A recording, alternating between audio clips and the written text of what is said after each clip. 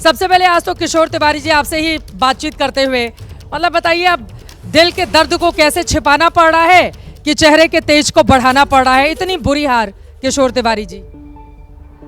अरे ये तो होना ही था, तुमको क्या मालूम चित्रा। अरे जैसे इतनी पैसों की बरसात, हाँ, शाही का खेल, मशीन का खेल। अरे जब नगर परिषदों के चुनाव में जो हुआ था उसका ये रिप्लिका है। मशीनों का सेटिंग चल ही रहा है, लेकिन आपने बोला मातोश्री का वजन कम हो गया, ये सब बातें छोड़ो। अभी भी हमको इतनी मशीन की सेटिंग और इतनी पैसे की वर्षा में भी अरे कब तक रोना रोते रहेंगे किशोर तिवारी जी? मशीनों को, स्याही को कब तक दोष देखते रहेंगे?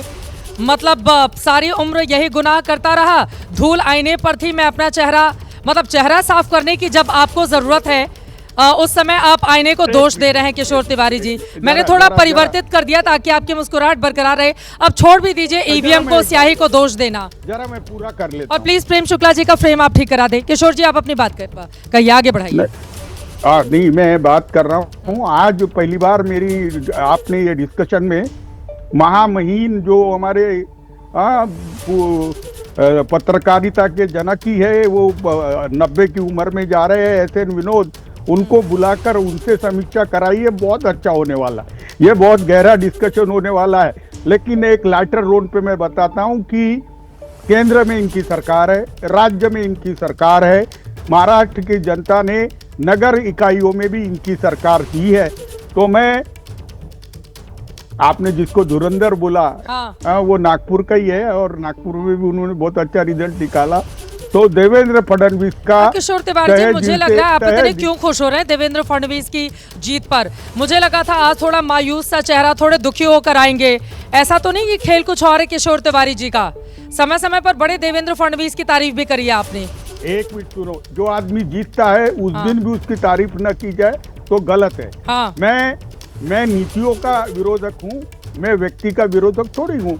आज वो जीत के आए, लोगों का जनादेश है, उसका मैं आदर करता हूं। लेकिन अपारदर्शिता थी चुनाव में। इलेक्शन कमीशन पूरा बीजेपी के हाथ का खिलौना बन गया था। और इलेक्शन यह एक अभी 30 सालों से जब आपका कब्जा था तब इलेक्शन कमीशन बड़ा अच्छा काम कर रहा था। अब बीजेपी पहली बार मेयर बनाएगी बीएमसी में तो इलेक्शन कमीशन एकदम दागदार हो गया। किशोर तिवारी जी, मुझे लगता है इसे अब आगे बढ़ने की बारी है।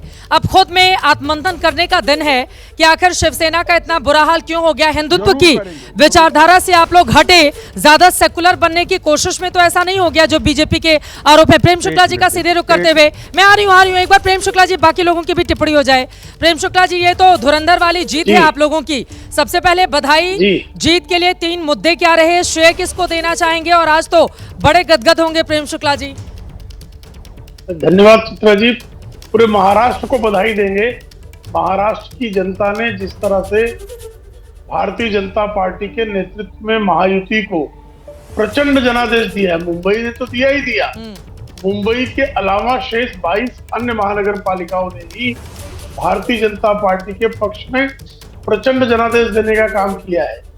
जिस तरह से मुंबई जीती है भारतीय जनता पार्टी, पहली बार मुंबई महानगर पालिका के इतिहास में पहली बार मुंबई में भारतीय जनता पार्टी का महापौर बनने जा रहा है। ये ऐतिहासिक विजय है।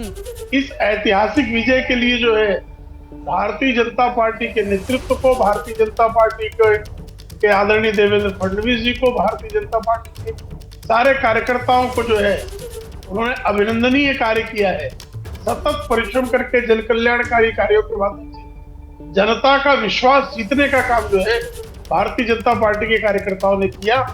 उसी का परिणाम जो है मुंबई और महाराष्ट्र की जनता ने भारतीय जनता पार्टी के झोली में प्रचंड विजय डालकर यकीनन 29 में से 23 पर भारतीय जनता पार्टी अगर आगे की ओर बढ़ते हुए दिखाई दे रही है। बीएमसी में पहली बार बीजेपी का मेयर बनने जा रहा है। तो प्रेम शुक्ला जी जो बातें कह रहे हैं वो सही है। आगे आकर वो तमाम दिलचस्प किस्से भी हम आपसे जानेंगे, क्योंकि आपने तो बाला साहब ठाकरे के जमाने में सामना के संपादक के तौर पर काम किया। तो आखिर शिवसेना के भीतर कौन कौन सी वो कमजोरी रही जिसने आज उसे यहाँ पहुंचा दिया?